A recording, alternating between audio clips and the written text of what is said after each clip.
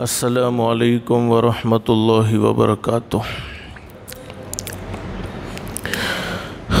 الحمد للہ وکفی وسلام علی عبادہ الذین اصطفی، اما بعد۔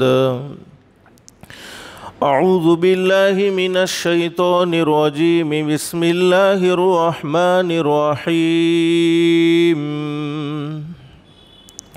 لقد كان لكم في رسول الله أسوة حسنة لمن كان يرجو الله واليوم الآخر وذكر الله كثيرا۔ وقال النبي صلى الله عليه وسلم: إنما بعثت لأتمم مكارم الأخلاق، أو كما قال النبي صلى الله عليه وسلم۔ صدق الله العلي العظيم وصدق رسوله النبي الكريم۔ رب اشرح لي صدري ويسر لي أمري واحلل عقدة من لساني يفقهوا قولي۔ سبحانك لا علم لنا إلا ما علمتنا إنك أنت العليم الحكيم۔ درود شریف پڑھ لیں۔ اللہم صلی علی محمد وعلی آل محمد کما صلیت علی ابراہیم وعلی آل ابراہیم انک حمید مجید۔ اللہم بارک علی محمد وعلی آل محمد کما بارکت علی ابراہیم وعلی آل ابراہیم انک حمید مجید۔ اللہ کا ہم سب پر بہت بڑا احسان اور بہت بڑا کرم ہے کہ اللہ نے ہم سب کو جمعہ کے مبارک دین میں، ربیع الاول کے مبارک مہینے میں اپنے گھر میں یعنی مسجد میں جمع فرمایا۔ دعا کرو اللہ ہم سب کے جمع ہونے کو قبول فرمائے، اور اللہ سے دل سے دعا کر لو جمعہ کا مبارک دن ہمارے نبی حضرت محمد الرسول اللہ صلی اللہ علیہ وسلم کا سچا فرمان ہے۔ جمعہ کے دن ایک گھڑی ایسی ہوتی ہے، اس گھڑی میں کوئی بندہ اپنے پروردگار عالم سے جو بھی سوال کرے، اللہ پاک اس کے سوال کو ضرور قبول فرماتے ہیں۔ اللہ سے دل سے دعا کر لو اللہ تو نے اپنے فضل و کرم سے، اپنی رحمت سے ہمیں مسجد میں جمع فرمایا، اللہ کے لیے کوئی مشکل نہیں، اللہ ہم سب کو جنت الفردوس میں بھی جمع فرمائے۔ گزشتہ ذکر کیا تھا کہ اللہ رب العالمین نے ہم پر بے شمار احسانات فرمائے ہیں، لیکن تمام احسانوں میں سب سے عظیم نعمت ایمان کی دولت سے مالا مال فرمایا، اور ایمان کی حقیقت کو سمجھانے کے لیے، ایمان کے تقاضوں کو سمجھانے کے لیے اللہ پاک نے انبیاء کرام کا سلسلہ شروع فرمایا۔ سب سے پہلے نبی حضرت آدم علیہ السلام، اور سب سے اخیر میں آنے والے ہمارے آقا تاجدار مدینہ حضرت محمد الرسول اللہ صلی اللہ علیہ وسلم ہیں۔ اور میرے پیارو، یہ ربیع الاول کا مہینہ، ربیع عربی زبان کا ایک لفظ ہے جس کے معنی بہاروں والا مہینہ، یعنی یہ وہ مہینہ ہے جس مہینے میں بہاریں آئی ہیں۔ حضرت نبی کریم صلی اللہ علیہ وسلم کا آنا بھی اسی مہینے میں ہے، اور ہمارے نبی حضرت محمد الرسول اللہ صلی اللہ علیہ وسلم نے پردہ فرمایا، وہ بھی اسی مہینے میں پردہ فرمایا ہے۔ لیکن گزشتہ میں نے آپ کو ذکر کیا تھا، حضرت نبی کریم صلی اللہ علیہ وسلم کی مبارک زندگی کو سننے کے لیے، مبارک زندگی کو پڑھنے کے لیے صرف 1-2 گھنٹے کافی نہیں ہیں، بلکہ پوری زندگی حضرت نبی کریم صلی اللہ علیہ وسلم کی سیرت کو بیان کرنے میں، سیرت کو لکھنے میں، سیرت کو پڑھنے میں گزر جائیں، پھر بھی حضرت نبی کریم صلی اللہ علیہ وسلم کے احسان کا حق ادا نہیں ہو سکتا۔ حضرت قاری صدیق صاحب باندھوی رحمۃ اللہ علیہ نے بڑی زبردست بات بیان فرمائی۔ فرماتے حضرت قاری صاحب، قلم میرا قاصر، میرے قلم میں وہ طاقت نہیں ہے کہ میں حضرت محمد الرسول اللہ صلی اللہ علیہ وسلم کی مبارک زندگی کو لکھ سکوں، میرے محبوب کی مبارک سیرت کو میں لوگوں کے سامنے لکھ کر پیش کر سکوں۔ قلم میرا قاصر، زباں میری عاجز، اور میری زبان میں وہ پاور نہیں، میری زبان میں وہ طاقت نہیں کہ میں حضرت نبی کریم صلی اللہ علیہ وسلم کی شان کو بیان کر سکوں۔ قلم میرا قاصر، زبان میری عاجز، محمد کی عظمت بتاؤں میں کیسے۔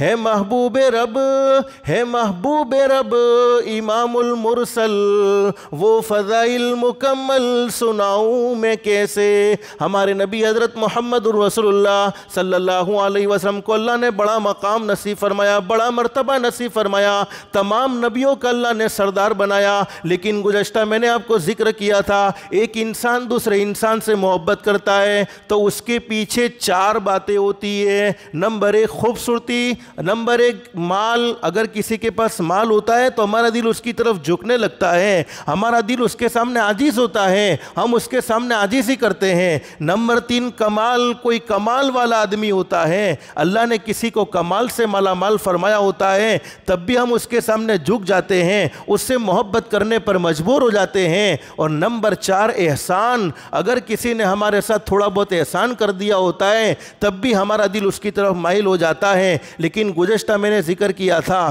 حضرت نبی کریم صلی اللہ علیہ وسلم کو اللہ نے اعلیٰ درجے کی خوبصورتی نصیب فرمائی، بلکہ علماء نے لکھا ہے ہمارے نبی حضرت محمد الرسول اللہ صلی اللہ علیہ وسلم جیسا خوبصورت انسان نہ قیامت سے پہلے، یعنی ہمارے نبی کے آنے سے پہلے کوئی آیا ہے، نہ قیامت تک کوئی آ سکتا ہے۔ تو اگر خوبصورتی کی وجہ سے کسی سے محبت کرنی چاہیے تو ہمارے نبی حضرت محمد الرسول اللہ صلی اللہ علیہ وسلم اس کے زیادہ حقدار ہیں۔ لیکن مال تو میں آپ کے سامنے ذکر کر چکا ہوں، ہمارے نبی کو اللہ نے کیسا زبردست مال دیا تھا۔ اگر ہمارے نبی احد پہاڑ کو سونے کا بننے کی امید کر لیتے اور احد پہاڑ کو سونے کے بننے کی تمنا کر لیتے تو اللہ رب العالمین کے لیے کوئی مشکل نہیں تھا۔ اللہ تو کن فیکون کا مالک ہے، یہ کن فیکون تو سمجھانے کے لیے کہا، اللہ تو اس سے بھی بڑی طاقت والے، اس سے بھی بڑی قدرت والے، اگر ہمارے نبی یہ درخواست کر لیتے اللہ یہ احد کا پہاڑ میرے لیے سونے کا بنتا ہے تو بن جائے، اللہ کی قسم کھا کر کہا جا سکتا ہے کہ ہمارے نبی سے بڑھ کر دنیا میں پھر کوئی مالدار بھی بولو نہ ہوتا۔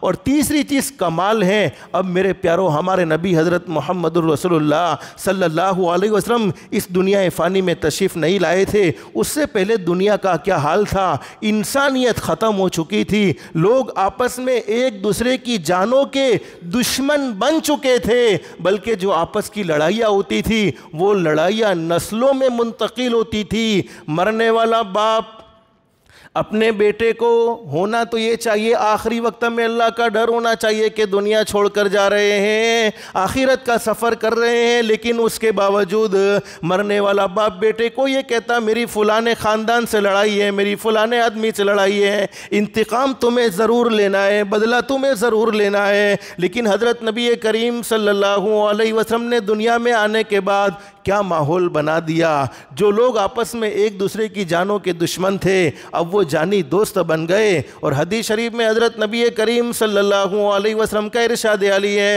انما بعثت لاتمم مکارم الاخلاق۔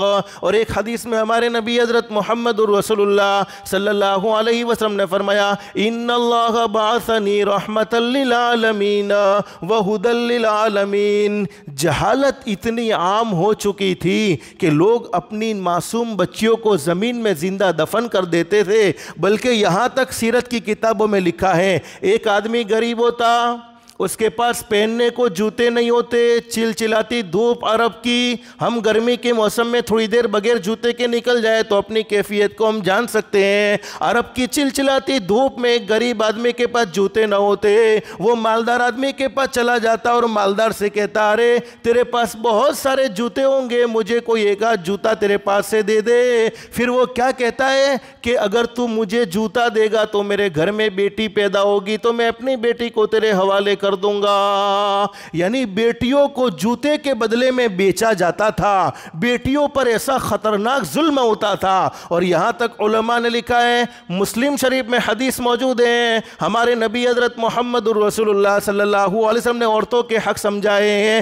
مسلم شریف میں یہ حدیث موجود ہے، اماں عائشہ صدیقہ رضی اللہ تعالیٰ فرماتی ہیں کہ جس وقت میں ایسے ایام میں ہوتی تھی جن ایام میں اللہ کی طرف سے نمازیں معاف ہو جاتی ہیں، یعنی حیض کے ایام میں ہوتی تھی، حضرت عائشہ صدیقہ رضی اللہ تعالیٰ فرماتے ہیں نبی کریم صلی اللہ علیہ وسلم کی محبت کا عالم یہ تھا، حیض کے ایام میں ہوتی تھی، نماز اللہ کی طرف سے معاف ہو جاتی ہیں، البتہ روزے کی قضا ضرور کرنی ہوتی ہے۔ اور اس وقت جب میں گوشت کھاتی تھی اور جب میں کسی ہڈی کو چوستی تھی اور ہڈی کو چوس کر دسترخوان پر رکھتی تھی، اسی ہڈی کو میرے محبوب حضرت محمد رسول اللہ صلی اللہ علیہ وسلم اپنے منہ مبارک میں داخل فرماتے تھے۔ یعنی ہمارے نبی نے امت کو یہ پیغام دیا، لیکن ہمارے نبی کے آنے سے پہلے کیا عالم تھا؟ وہ ایام جن میں عورتیں ناپاک ہوتی ہیں، عورتوں کو جنگل میں چھوڑ دیا جاتا تھا۔ اور بولو موت زندگی کا مالک کون؟ بولو اللہ۔ زندگی دینے والا بھی بولو کون ہے؟ اللہ ہی ہے۔ اور موت دینے والا بھی بولو کون ہے؟ اللہ ہی ہے۔ لیکن جس عورت کا شوہر پہلے مر جائے، حالانکہ عورت نے تو مارا نہیں ہوتا، بولو موت کس کی طرف سے آئی؟ اللہ کی طرف سے آئی۔ جس عورت کا شوہر پہلے مر جائے، اب ہوتا یہ تھا کہ زمانہ جاہلیت میں جس کا شوہر پہلے مر گیا عورت سے پہلے، اگرچہ وہ عورت جوان ہوتی، اس کو منحوس سمجھا جاتا اور اسے جنگلوں میں چھوڑ دیا جاتا، اسے قید کر دیا جاتا اور اسے نہ کوئی پانی دیا جاتا، نہ کوئی کھانے کا انتظام ہوتا، بلکہ وہیں پر سڑ سڑ کے تڑپ تڑپ کے وہ مر جاتی تھی۔ یعنی جہالت عام ہو چکی تھی، گمراہی عام ہو چکی تھی۔ ایسے موقع پر ہمارے نبی حضرت محمد الرسول اللہ صلی اللہ علیہ وسلم اس دنیا فانی میں تشریف لاتے ہیں۔ بخاری شریف میں حدیث موجود ہے، اللہ ہم سب کو عمل کی توفیق نصیب فرمائے۔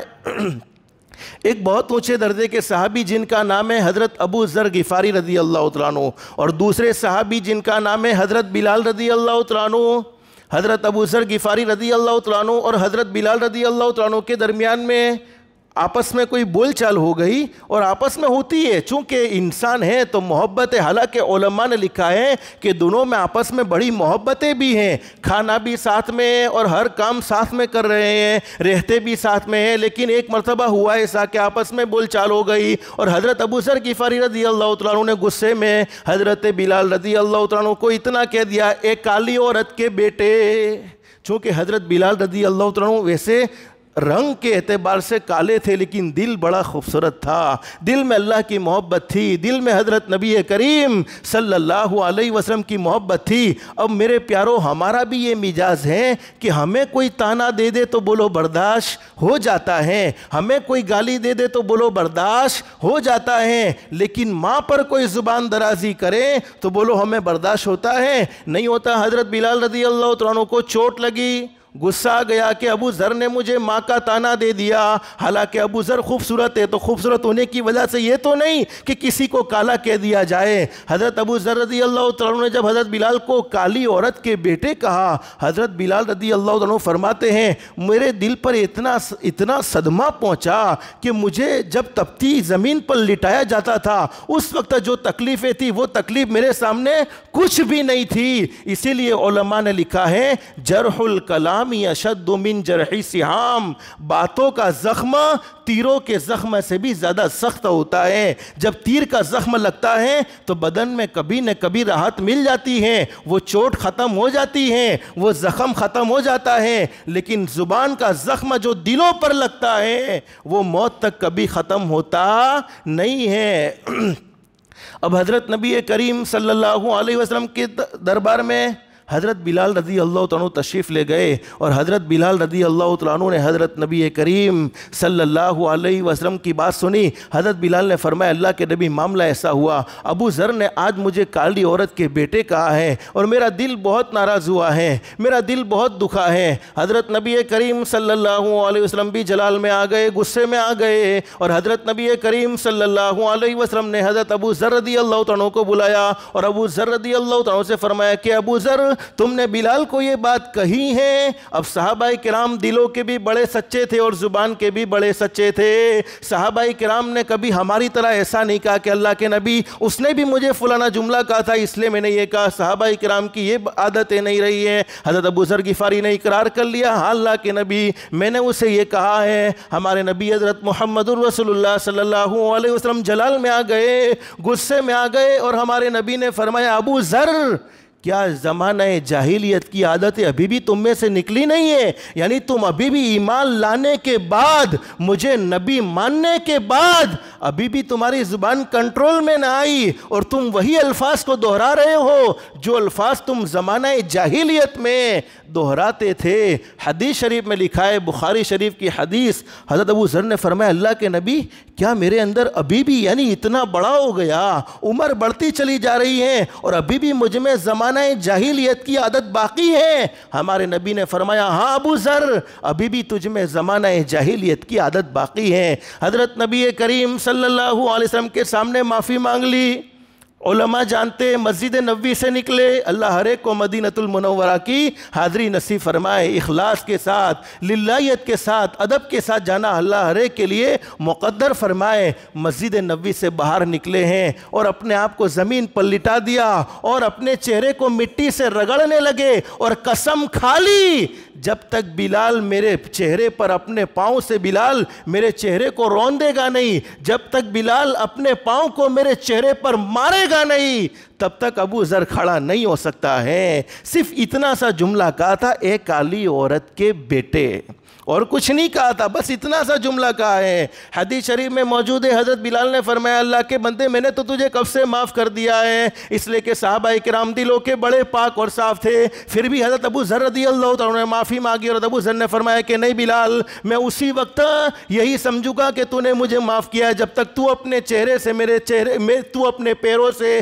میرے چہرے کو نہ رون ڈالے۔ چنانچہ حضرت بلال نے ویسا ہی کیا۔ پھر ابو ذر کھڑے ہوئے اور دونوں نے آپس میں مصافحہ کیا اور محبت کے ساتھ زندگی گزاری۔ لیکن میرے پیارو حدیث شریف میں لکھا ہے ایک مرتبہ ہمارے آقا تاجدار مدینہ محمد الرسول اللہ صلی اللہ علیہ وسلم تشریف فرما ہے۔ حضرت نبی کریم صلی اللہ علیہ وسلم کی ایک طرف حضرت جبریل امین بیٹھے ہوئے ہیں جو وحی لانے والے فرشتے، حضرت جبریل علیہ السلام ایک طرف بیٹھے ہوئے ہیں اور دوسری طرف فرمایا نبی کریم صلی اللہ علیہ وسلم بیٹھے ہوئے ہیں، اور حضرت نبی کریم صلی اللہ علیہ وسلم کے سامنے سے حضرت ابو ذر رضی اللہ تعالیٰ جن کا میں نے ابھی آپ کے سامنے تذکرہ کیا، حضرت ابو ذر وہاں سے گزر رہے ہیں۔ اب جبریل امین علیہ السلام نے ہمارے نبی سے فرمایا اللہ کے نبی یہ گزرنے والے ابو ذر ہیں؟ کیا فرمایا اللہ کے نبی یہ گزرنے والے جو شخص ہیں وہ ابو ذر ہیں۔ حضرت نبی کریم صلی اللہ علیہ وسلم کو تعجب ہوا اور حضرت نبی کریم صلی اللہ علیہ وسلم نے جبریل امین علیہ السلام سے فرمایا جبریل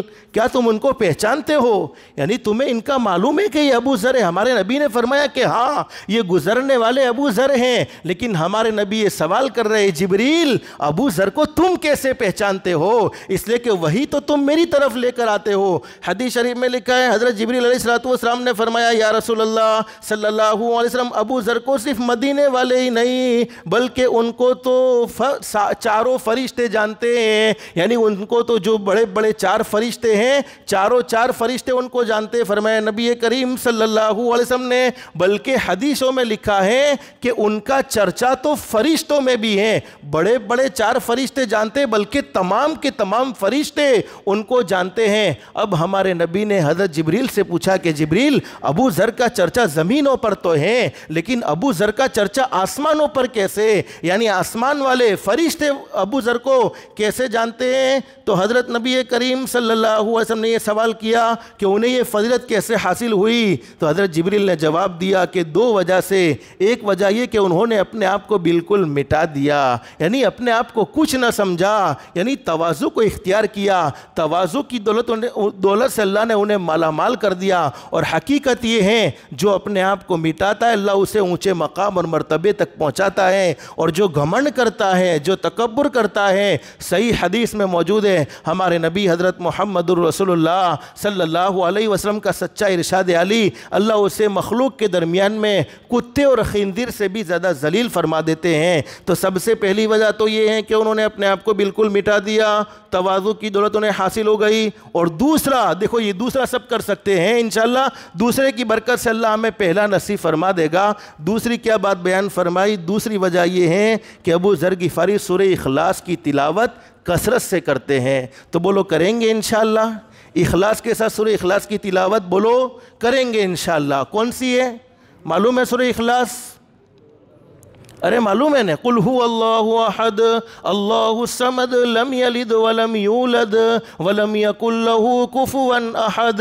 یہ ایسی پاورفل صورت ہے، اس صورت کی برکت سے اللہ کی محبت بھی ہمارے دلوں میں انشاءاللہ ضرور آئے گی۔ اور جب اللہ کی محبت دلوں میں اسی وقت آ سکتی ہے جب تک کہ مخلوق کی دشمنی سے دل پاک صاف ہو جائے۔ تو اللہ کی ذات علی سے امید ہے اللہ پاک مخلوق کی دشمنی سے بھی بولو ہمارے دل کو پاک اور صاف فرما دے گا۔ ایک بہت اونچے درجے کے صحابی جن کا نام ہے حضرت عبد الرحمن ابن عوف رضی اللہ عنہ فرماتے ہیں، ایک مرتبہ حضرت نبی کریم صلی اللہ علیہ وسلم تشریف فرمائے، صحابہ کرام کا مجمع موجود ہے۔ حضرت نبی کریم صلی اللہ علیہ وسلم نے صحابہ کرام کے مجمع میں قسم کھا کر فرمایا، حالانکہ میرے پیارو ہمارے نبی سے بڑھ کر دنیا میں کوئی سچا انسان نہیں، آپ کو قسم کھانے کی کوئی ضرورت نہیں ہے، آپ سے بڑھ کر دنیا میں سچ بولنے والا کوئی انسان نہیں ہو سکتا۔ پھر بھی ہمارے نبی نے فرمایا 3 چیزیں ایسی ہیں جس پر میں محمد، ہمارے نبی فرما رہے ہیں صحابہ کرام کے درمیان میں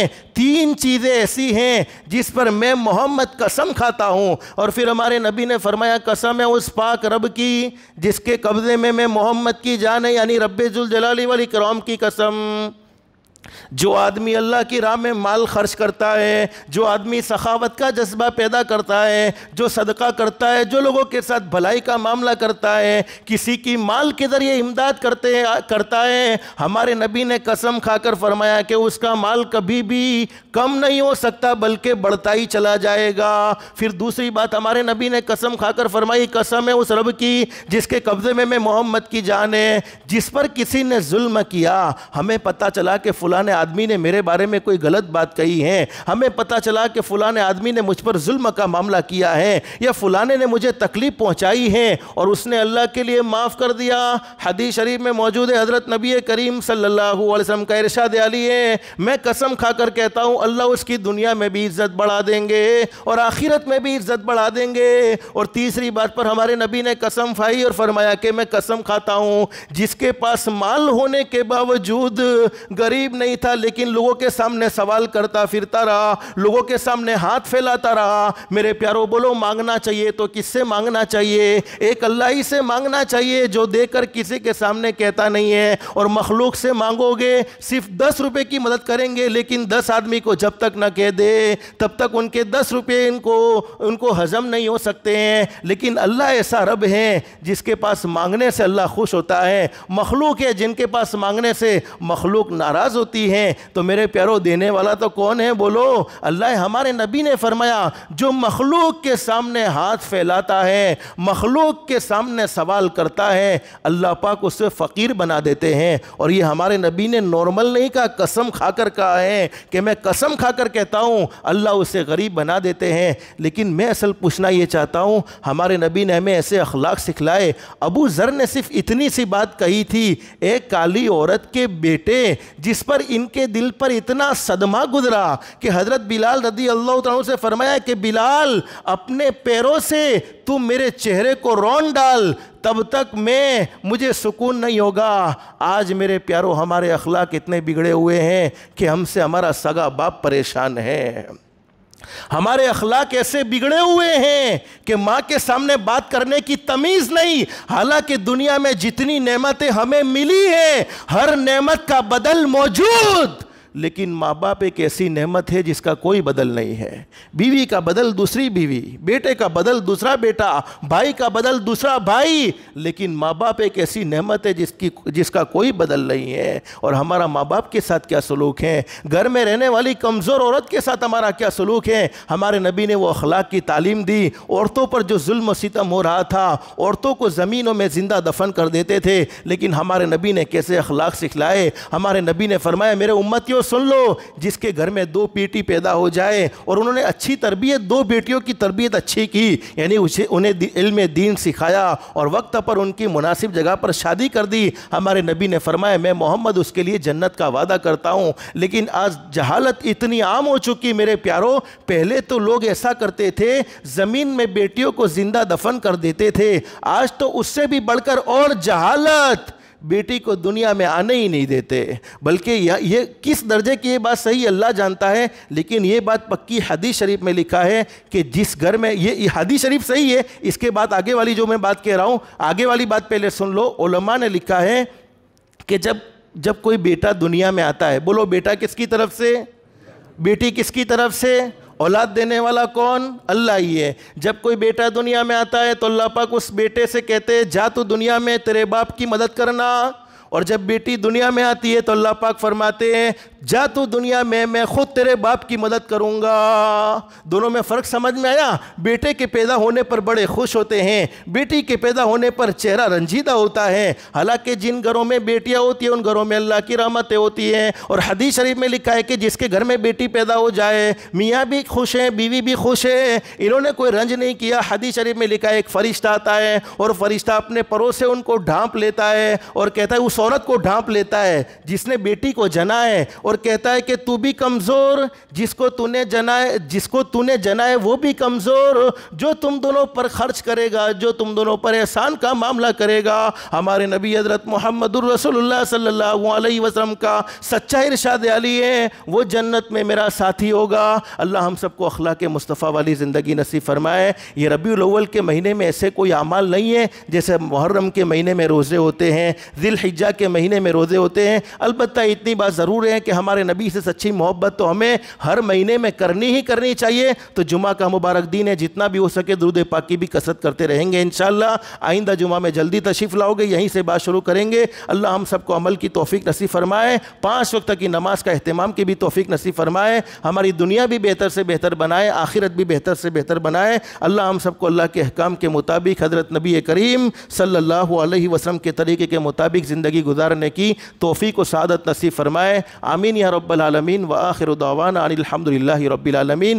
آئندہ جمعہ سے اس بات کا خیال رکھو، جیسے ہمارے یہاں بات 30 پر شروع ہوتی ہے، 29 یا 30 پر شروع ہوتی ہے، 20 پر اذان ہوتی ہے، تو ہو سکے مسجد میں جلدی آنے کی کوشش کرو۔ لیکن اگر دیر ہو گئی ہے تو سنتوں کا وقت بعد میں 5 منٹ کا دیا جاتا ہے، 28 تک یا 29 تک اپنی سنتوں کو مکمل کر سکتے ہیں تو سنتوں کی نیت باندھو، بیان کے درمیان میں سنتوں کی نیت نہ باندھے، پھر بیان کو ختم ہونے کے بعد سنتیں پڑھیں گے انشاءاللہ۔ اللہ ہم سب کو عمل کی توفیق نصیب فرمائے۔ جن کی سنتیں باقی سنتیں پڑھ لیں، جو سنتوں سے فارغ ہو گئے دعاؤں میں، درود شریف میں اور استغفار میں لگ جائے۔ استغفر اللہ۔